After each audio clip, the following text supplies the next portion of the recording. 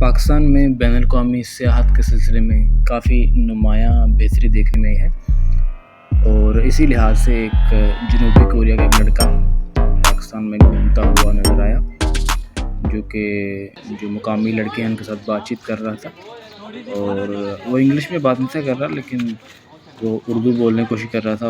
और साथ ही जो पठवारी ज़ुबान है, क्योंकि ये इलाका रावलपिंडी का है, तो वो समझने की कोशिश कर रहा है पंजाबी, पठवारी और उर्दू। तो इनके साथ वो बातचीत कर रहा है, तो लड़के भी उसके साथ घुल मिल गए हैं, उसको बता रहे हैं, उसको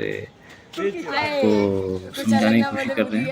तो वो बेचारा थोड़ा सा कंफ्यूज भी है, लेकिन देख रहा है एक तरफ और समझने की कोशिश कर रहा है।